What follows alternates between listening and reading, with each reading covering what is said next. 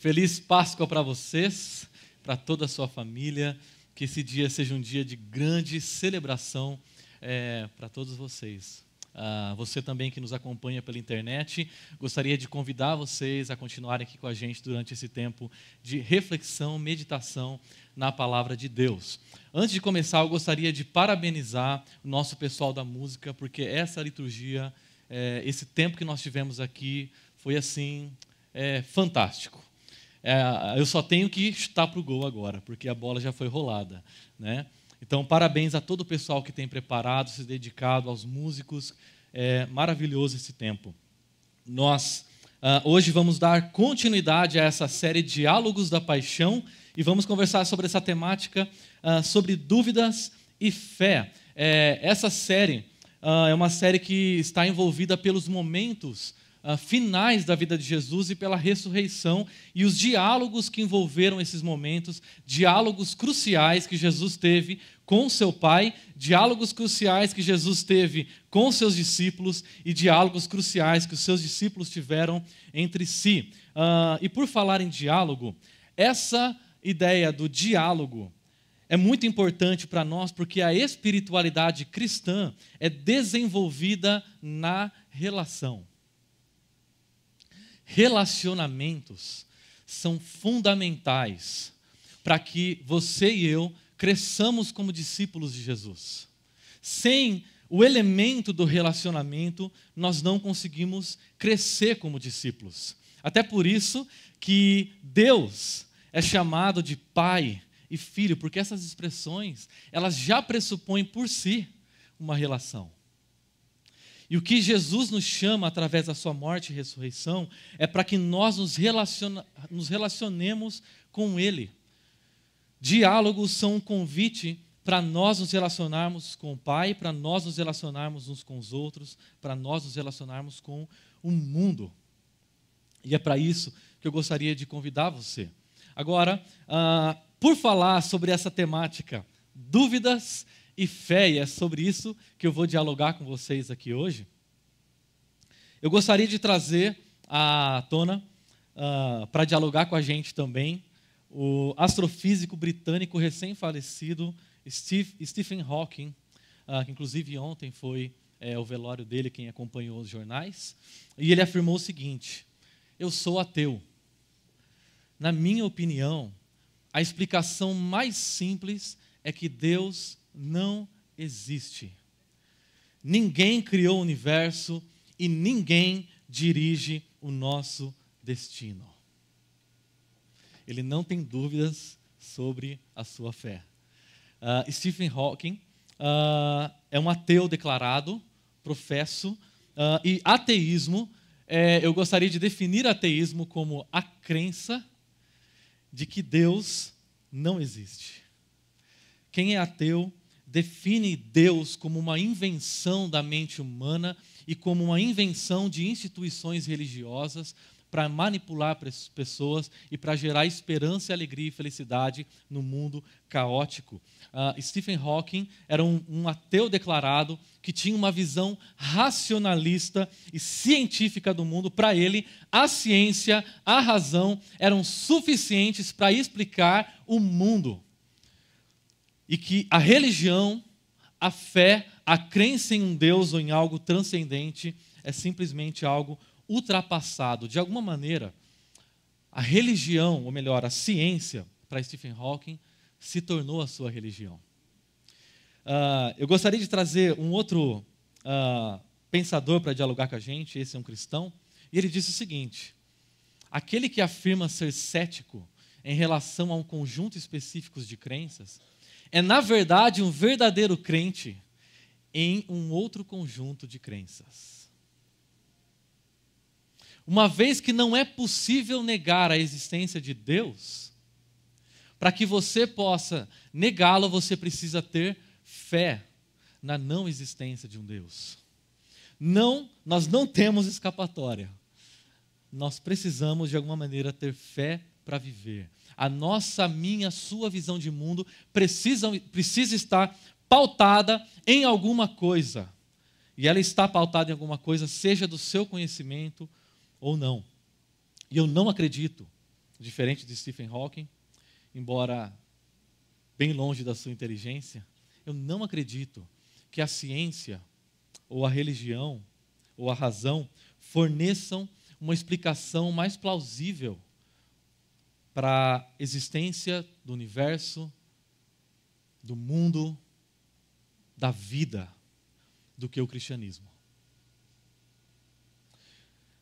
Ter o cristianismo e, consequentemente, a Bíblia como óculos mais coerentes para se enxergar a realidade é uma declaração de fé, tanto quanto se ao invés de cristianismo eu estivesse dizendo o ateísmo, ou a ciência, ou a razão.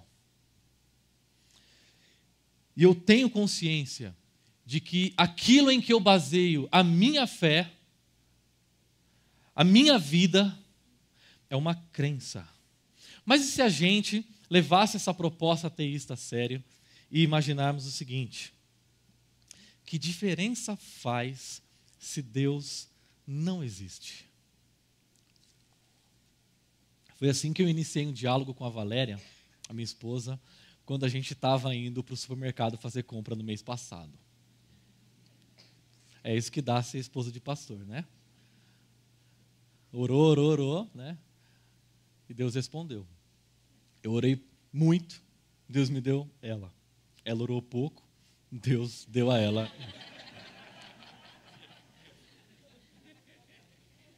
Que diferença faz se Deus não existe? E aí ela perguntou para mim assim, a gente estava indo fazer compra, ela estava sentada no lado do passageiro, ela perguntou para mim, como assim? Eu falei, não, que diferença faria no mundo se a gente descobrisse agora, a gente descobrisse, Deus não existe. Que diferença faria na sua vida? Que diferença faria na minha vida? E aquilo rendeu uma conversa muito interessante até o carrinho do supermercado. E quando eu fiz essa pergunta, meu objetivo, na verdade, era provocar a Valéria a gente começar a pensar a vida a partir da perspectiva de um ateu. Ou a repensar o nosso próprio estilo de vida. Porque se minha vida não difere em nada da vida de uma pessoa que diz não crer em Deus, que diferença faz dizer que eu creio? E algumas pessoas já pensaram nisso. O que tem influenciado na minha e na sua história o fato de nós dizermos que cremos em um Deus? Porque se isso não faz diferença nenhuma, nós estamos perdendo o nosso tempo. E um filósofo existencialista já pensou isso, as consequências disso no passado. Jean-Paul Sartre, ele disse o seguinte: uma vez perdida a eternidade, não faz muita diferença se isso vai demorar muitas horas ou muitos anos. Se a eternidade não existe, tanto faz. Se eu vou morrer daqui a alguns minutos, se eu vou morrer daqui a muitos anos, tanto faz. Eu gostaria de refletir com vocês, ali, quando a gente estava conversando, eu e a Valéria, ela refez a pergunta para mim, porque ela começou a patinar, a tentar responder, e ela respondeu algumas coisas, e aí ela falou, e você, o que você acredita? Eu comecei a pensar desde então sobre isso, e eu organizei um pouquinho o meu pensamento, e eu gostaria de pensar com vocês. Se Deus não existe, a vida não tem sentido. Essa é a minha primeira tese. Se Deus não existe, nada importa. A vida não tem significado. Se Deus não existe sentido para a nossa vida. E mesmo que eu crie um sentido subjetivo, um sentido para a minha história pessoal, esse sentido sempre vai ser relativo. E ele vai morrer quando eu for para a sepultura. Porque ele vai dizer respeito a algo que eu criei sobre mim. Se Deus não existe, o que você e eu fazemos ou deixamos de fazer não importa. Pouco importa. Porque daqui a pouco todos nós vamos para a sepultura e daqui a 200, 300 anos ninguém vai saber o meu nome. Ninguém vai saber o que eu fiz ou deixei de fazer. E tanto faz a vida. Nós não temos sentido. A não existência de Deus gera um absurdo na alma, na mente, na vida. Se Deus não existe, então não existe imortalidade. E se não existe imortalidade, tudo o que temos depois do túmulo é escuridão. É um absurdo. É um breu total. Em segundo lugar, se Deus não existe, a vida não tem valor. E com valor eu estou querendo dizer moral. Se Deus não existe, fazer o que é certo ou fazer o que é errado, tanto faz. Se Deus não existe moral. E nós, seres humanos, somos seres amorais. E todas as nossas escolhas entre certo e errado, bem e mal, são direcionadas, na verdade, por circunstâncias ou por interesses pessoais. E eu vou deixar de fazer o mal simplesmente porque eu não tive uma oportunidade. Mas se eu tivesse, eu faria. Tudo que eu faço, na verdade, é direcionado por interesses e por circunstâncias. A moralidade se torna relativa, porque uma pessoa ou um grupo de pessoas vai construir a sua própria moralidade e vai dizer que aquilo é certo ou errado. Mas, na verdade, tudo isso é relativo. Não existe um absoluto moral. E Dostoiévski, um outro que eu chamo para o diálogo, um escritor russo, disse o seguinte: não pode haver virtude sem imortalidade. Se depois da morte não existe esperança de vida, não pode haver valor, não pode haver virtude. As minhas e as suas escolhas são escolhas circunstanciais, entre certo e errado. Em terceiro lugar, se Deus não existe, a vida não tem propósito, a vida não tem alvo. Nós todos caminhamos como uma humanidade em direção a um abismo, aonde nós vamos todos cair e depois de lá não existe mais nada, não existe alvo, não existe propósito, não existe sentido. Nós estamos fadados a cair no mar do esquecimento. A nossa família vai morrer, os nossos amigos vão morrer e o nosso nome, a nossa história vai cair no mar do esquecimento. Eu e você estamos sozinhos nesse universo. Tanto nós, quanto todo esse universo veio do nada. E nós estamos caminhando para o nada. Para o nada. Se não existe Deus, então aquela afirmação absurda de Eclesiastes está correta, quando diz: o destino do homem é o mesmo do animal. O mesmo destino os aguarda. Assim como morre um, também morre o outro. Todos têm o mesmo fôlego de vida. O homem não tem vantagem alguma sobre o animal, nada faz sentido. Se tanto eu quanto você vamos para o mesmo buraco que vai o nosso cachorro, que vai o nosso gato, a vida não tem sentido. Qual é a diferença? Qual é a diferença entre um ser humano e um animal?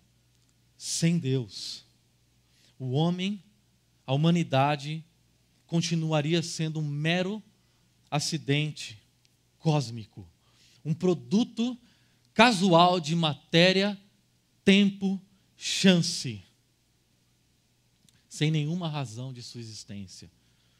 E aquilo que Francis Schaeffer disse, um filósofo cristão: se Deus está morto, então o homem também está. Se Deus está morto, se Deus não existe, então todos nós também estamos mortos. Também estamos mortos. Estamos sozinhos nesse universo, largados, esquecidos. Se Deus não existe, a vida não tem sentido, a vida não tem valor, a vida não tem propósito. Era exatamente esse sentimento que pairava no coração de homens e mulheres que seguiram Jesus no primeiro século, e depois de 3 dias que Jesus estava morto. eles não veem sentido na vida. O que nós lemos em Lucas 24, os últimos momentos dessa história que Lucas conta para nós, nós vemos personagens dialogando sem fé, em crise de fé, cheio de dúvidas, perplexos a respeito do plano de Deus para suas vidas e a respeito do plano de Deus para a humanidade, porque eles criam que Jesus, aqueles que eles deixaram tudo para seguir, na verdade morreu, e tudo que Deus planejava fazer através dele, na verdade era uma grande mentira, e eles deram a sua vida por nada. A vida era resumida a um absurdo, e todo o plano de Deus, e todo o sentido, e todo o propósito, e todo o valor foram enterrados com Jesus. Toda esperança foi brutalmente assassinada numa cruz. Porque eles criam que em Jesus, Deus estava cumprindo o seu propósito para Israel e, consequentemente, para o mundo. Porque eles criam que Jesus era aquele sobre quem todas as Escrituras falavam, como a gente viu no vídeo anterior. Toda a Bíblia aponta para Jesus. Toda a Bíblia aponta para o Messias. Nós estamos seguindo o Messias, mas ele foi morto numa cruz. Logo, não existe esperança para nós. Ele era o rei que traria sentido, que traria valor, que traria propósito para a minha história pessoal e para a história do universo. Mas ele morreu. E é esse o sentimento que as mulheres e os homens sobre quem nós vamos ler e os diálogos que vão se suceder agora dizem respeito.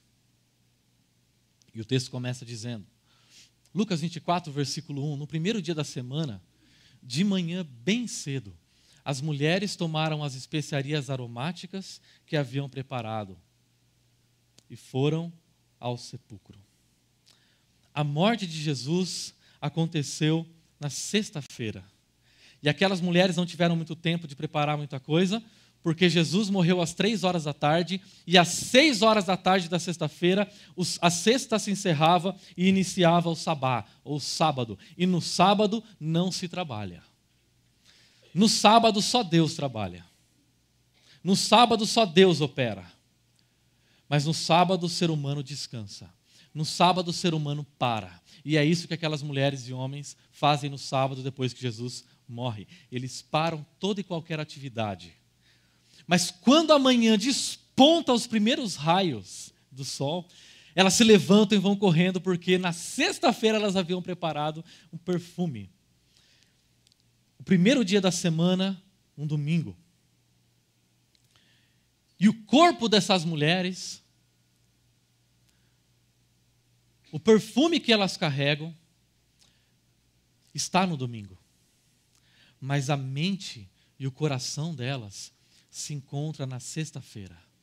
E por que eu sei disso? Porque elas prepararam essas especiarias aromáticas. O que é isso? Essas especiarias aromáticas eram perfumes que eram usados naquela época para que o corpo de um defunto não sofresse mau cheiro da decomposição e pessoas pudessem visitá-lo. Então, para que Jesus pudesse ser visitado, para que o corpo de Jesus pudesse ser cuidado e para que elas pudessem honrar o nome e o corpo de Jesus que havia ido para a sepultura, elas prepararam essas especiarias aromáticas, esses perfumes, e levaram de manhã cedo até o corpo de Jesus na sepultura. Esse perfume, nas mãos delas, representa desesperança. Representa um desespero ateu. Porque só nos resta cuidar de um defunto. Só nos resta cuidar de um cadáver. Aqui jaz a nossa esperança. Aqui jaz a nossa fé em Jesus. A única coisa que nos resta é cuidar dele. Embora elas tivessem, no domingo, o coração e a mente delas estavam presos àquela cruz, onde Jesus, o Senhor delas, foi brutalmente assassinado. Naquela tarde de sexta-feira, toda a esperança de vida delas foi crucificada. E ao preparar essas especiarias, elas estão demonstrando desesperança, desconfiança na possibilidade de que Deus ainda estava agindo na história, de que até mesmo Deus existisse. Agora, Jesus é visto por essas mulheres como um corpo que elas precisam cuidar, e não como aquele que cuida de nós. Jesus é visto por essas mulheres como um ser imóvel, e não como aquele responsável por gerar todo e qualquer movimento no mundo. Aquelas mulheres veem Jesus como um cadáver, completamente morto, e não como aquele responsável por gerar vida e por segurar toda e qualquer vida do universo nas suas mãos. A mente e o coração delas está preso à sexta-feira. Mas o texto continua e diz o seguinte: elas encontraram removida a pedra do sepulcro, mas quando entraram não encontraram o corpo de Jesus. Ficaram perplexas, sem saber o que fazer. Naquela época a sepultura era diferente da nossa. Hoje nós cavamos um buraco e enterramos os nossos mortos. Naquela época a sepultura era um buraco aberto dentro de uma caverna, uma gruta muito pequena, e uma pedra enorme era rolada na frente para que o cheiro do cadáver não pudesse vir para fora. Se você quisesse visitar os seus mortos, você precisaria rolar aquela pedra, e então poderia ver o corpo de alguém enrolado num lençol de linho. Quando essas mulheres se aproximam do sepulcro, elementos começam a colocar em xeque a visão de mundo que aquelas mulheres tinham construído. Porque aquilo que elas não imaginavam encontrar, elas encontram. E aquilo que elas imaginavam encontrar, elas não encontram. Entendeu? Elas não imaginavam encontrar a pedra rolada, mas a pedra estava rolada. Elas imaginavam encontrar o corpo de Jesus, mas o corpo dele não estava lá. E todos esses elementos começam a colocar em xeque, porque a cosmovisão delas, aquilo que pelo qual elas enxergavam o mundo, não era mais coerente com o mundo, e a realidade e a visão de mundo delas estava se chocando. Elas começavam a enxergar o mundo conflitando com aquilo que elas criam e sentiam. E elas começam a ficar perplexas, sem saber o que fazer. Elas encontram aqui um choque de realidade, porque aquilo que elas criam a partir de sexta-feira, agora no domingo, o mundo mudou. Alguma coisa aconteceu nesse sábado que fez o mundo mudar. O mundo como elas conheciam na sexta-feira era um mundo diferente do domingo. A fé que elas tinham na desesperança, a descrença delas começa a ruir. A fé que elas tinham no mundo sem sentido, sem valor, sem propósito, começa a desmoronar. E é aí que o texto avança. De repente, 2 homens com roupas que brilhavam como a luz do sol colocaram-se ao lado delas. Interessante que esse texto aponta 2 homens. E a possibilidade é de que esses 2 seres eram anjos.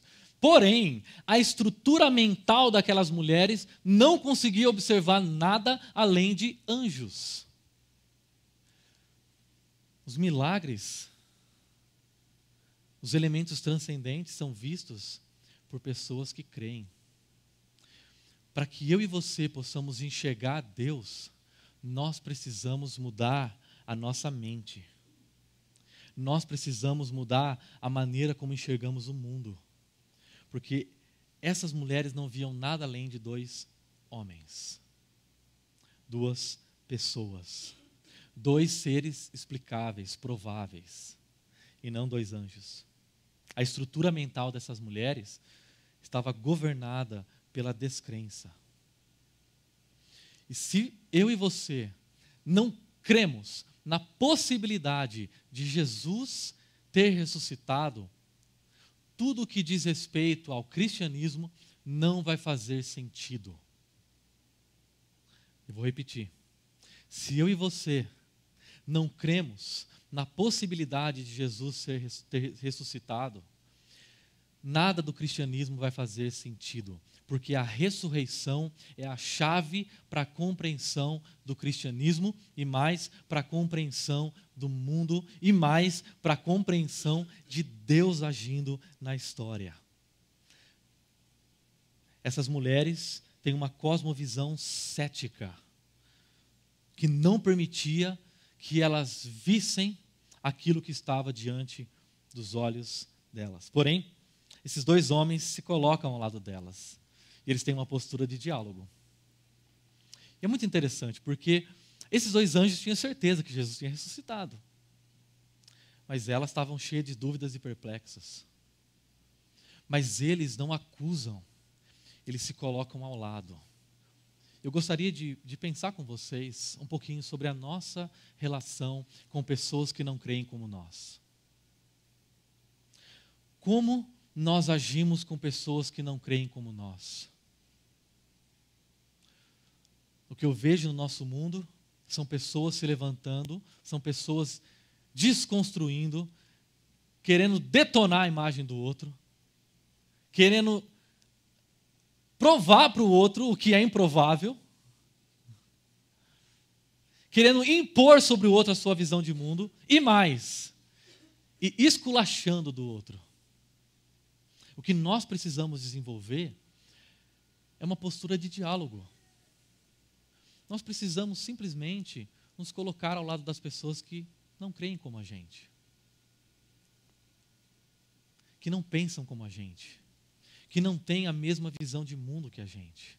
A gente precisa ser menos bélico, estar mais aberto ao diálogo, estar mais aberto a ouvir, estar mais aberto a conversar. E é isso que acontece agora. A gente tem diante de nós o primeiro diálogo. O diálogo que acontece entre os anjos e aquelas mulheres. E olha o que acontece.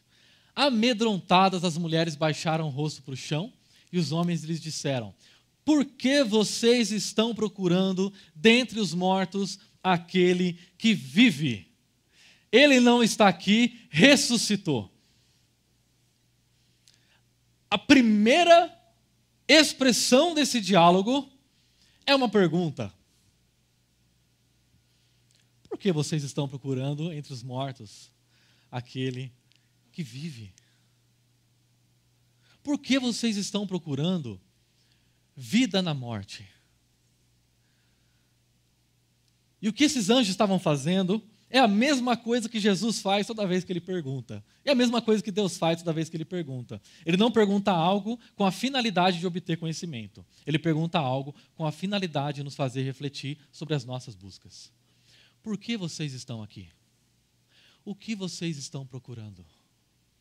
Qual é a busca da sua existência? O mundo mudou. Da sexta-feira para o domingo. O mundo é outro. Por que você está aqui na sexta, se nós estamos no domingo?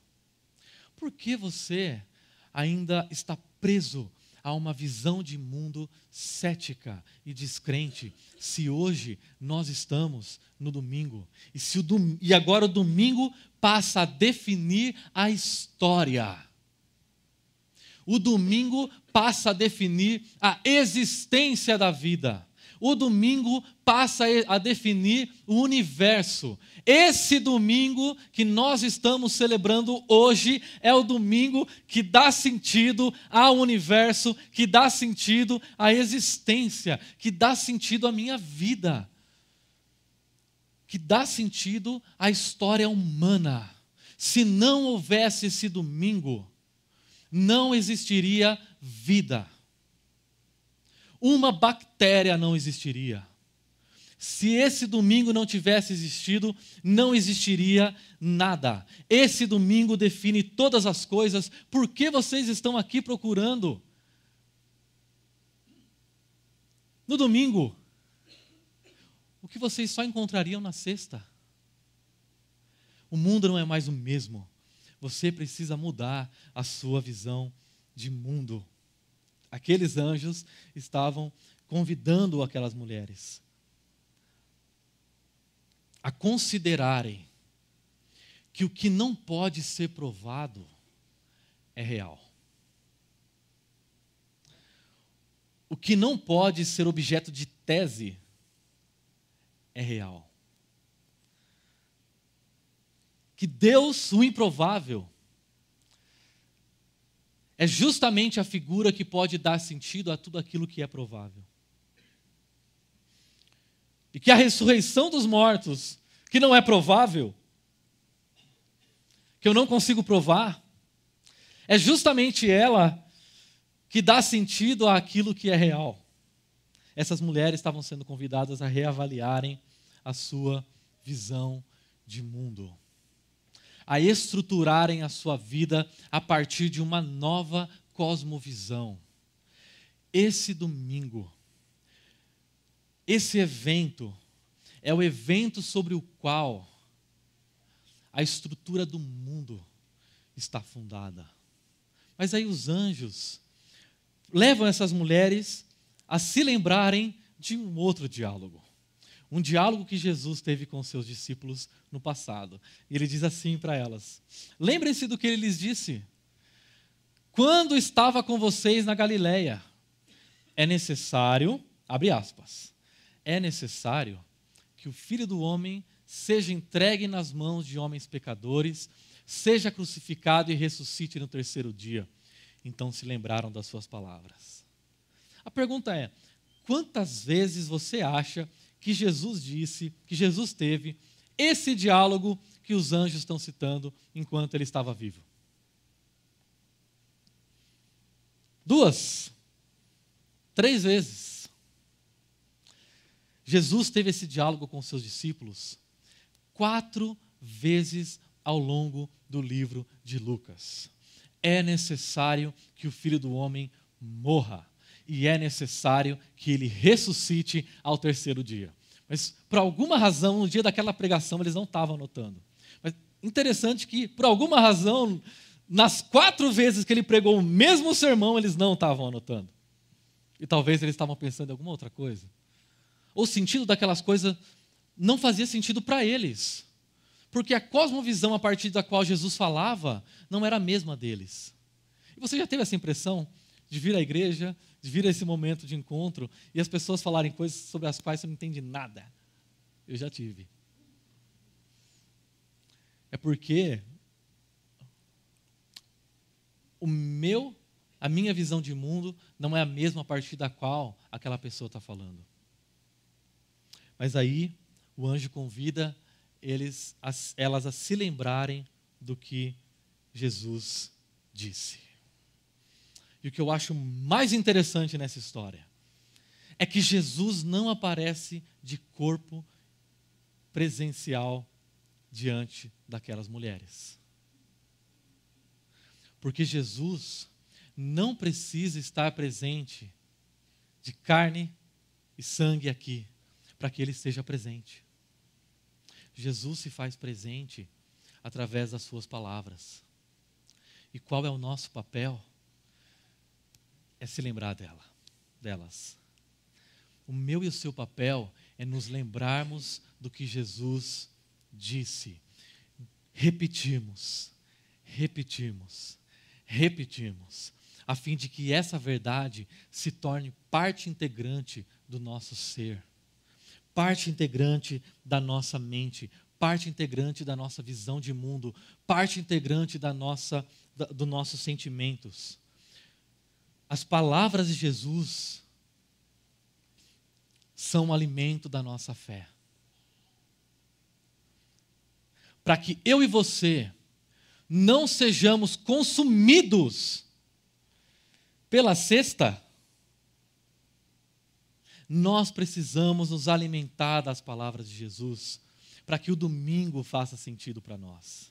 para que o domingo estruture a nossa vida, para que o domingo estruture a nossa mente, para que o domingo estruture o nosso coração. Nós precisamos nos lembrar das palavras de Jesus. Jesus está presente aqui hoje, onde? Através da sua palavra. As palavras de Jesus revelam a sua presença. E por que palavras? Porque Jesus sempre está nos chamando para o diálogo. O que Jesus está fazendo comigo e com você hoje aqui é nos chamando para o diálogo. Porque é a partir do diálogo com Ele que a gente desenvolve a nossa espiritualidade. Para que a gente não seja absorvido pelas dificuldades da vida, pelos sofrimentos, para que a gente não seja absorvido pelas nossas dúvidas, nós precisamos nos lembrar das palavras de Jesus. Eu tenho um monte de dúvida. E eu tenho um monte de sofrimento. Com certeza não mais do que muitas pessoas. Mas para que eu não seja submerso por essas dúvidas, por esse sofrimento, eu preciso das palavras de Jesus. Eu preciso que elas alimentem a minha alma. Eu não posso conviver com a solidão da minha mente, com a solidão das minhas emoções. Eu preciso das palavras de Jesus. Você precisa das palavras de Jesus para que a sua fé não morra. Se você se distanciar das palavras de Jesus, a sua fé vai morrer. Somente a palavra dele é o que pode trazer vida, vigor, manter em pé a sua fé. E nós precisamos constantemente desse exercício. Eu tenho certeza que o que eu estou falando aqui não é coisa nova para muita gente. Mas se a gente não vier aqui e se a gente não for alimentado por essas coisas, a nossa fé vai sucumbir diante das dúvidas, diante dos sofrimentos. Nós precisamos de transformação. Nós precisamos priorizar na nossa mente, no nosso coração, as palavras de Jesus. Aquelas mulheres vão embora com perfume na mão. E naquela manhã, aquele perfume foi inútil. Foi inútil. Porque esse perfume pertencia a uma estrutura de mundo ultrapassada. E aí que acontece o terceiro e último diálogo. As mulheres e os 11. Acompanha comigo o versículo 9. Quando voltaram do sepulcro, elas contaram todas essas coisas aos 11 e a todos os outros. Mas eles não acreditaram nas mulheres. As palavras delas lhes pareciam loucura. Pedro, todavia, levantou-se e correu ao sepulcro. Abaixando-se, viu as faixas de linho e mais nada. Afastou-se e voltou admirado com o que acontecera. Essas mulheres vão aos 11. Quem são os 11?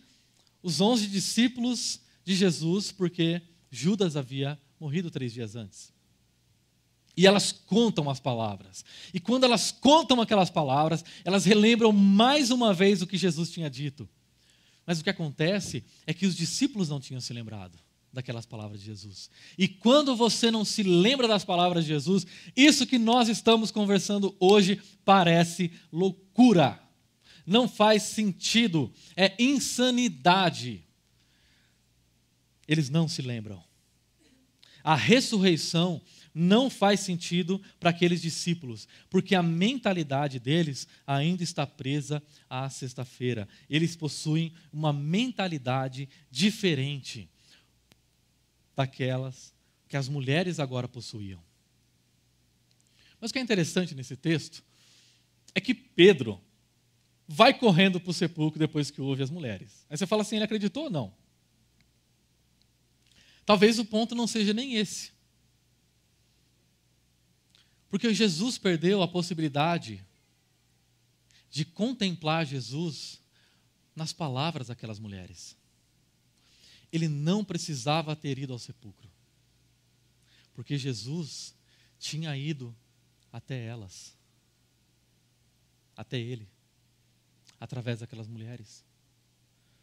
Jesus foi na direção dos 11, através das palavras. Hoje, Jesus está vindo ao nosso encontro através das palavras dele. E se nós queremos desconstruir uma visão de mundo racionalista, baseada nos nossos sentimentos, nas nossas dúvidas, no nosso prazer, no nosso ego, nós precisamos considerar, priorizar e incorporar as palavras de Jesus. Uma pergunta para finalizar a nossa reflexão: que diferença faz se Jesus ressuscitou?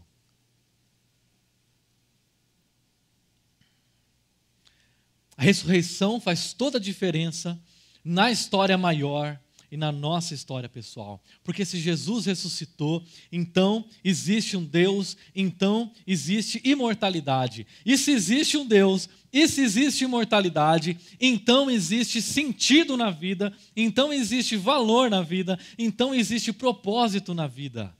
Um propósito que não é criado por mim, um propósito que não é construído por uma cultura, um propósito que é absoluto e nos foi entregue por esse Deus. Um propósito que reside na ressurreição, propósito que existe no domingo. Se Jesus ressuscitou, todas as suas e as minhas dúvidas tem uma razão de ser no quadro maior. E nós podemos crer, nós podemos saber que existe esperança, que o Criador não nos abandonou, que a vida tem sentido. E todos os nossos sofrimentos e toda a nossa dúvida podem ser levados a Jesus, porque Ele está vivo, porque Ele está presente, porque Ele está agindo e porque Ele está conduzindo a história para o seu fim. Gosto muito dessa canção dos Arrais, que diz o seguinte: provado fui com fogo, mas onde está o ouro? Somente uma fé que se abalou, inabalável é. As dúvidas têm um sentido para a sua história. O sofrimento tem um sentido para a sua vida. Não tem como nós chegarmos ao domingo se não passarmos pela sexta. A dúvida e o sofrimento são necessários. Mas Jesus nos convida a crer no que Ele fez naquele domingo. Eu quero finalizar esse momento fazendo uma pergunta para você. Em que dia, qual dia estrutura a sua vida? A humanidade pode ser dividida em duas. Aqueles cuja vida está estruturada em torno da sexta e aqueles cuja vida está estruturada em torno do domingo. Qual grupo você pertence? O que estrutura a sua vida? Não deixe que o seu sofrimento, não deixe que as suas dúvidas moldem quem você é. Deixe-se ser moldado pelas palavras de Jesus. Gostaria de convidar você a orar comigo, a dialogar com o Pai, a dialogar com aquele que está vivo. Senhor, não deixe a nossa vida, não deixe a nossa história se tornar um absurdo. Nos ajude, Senhor,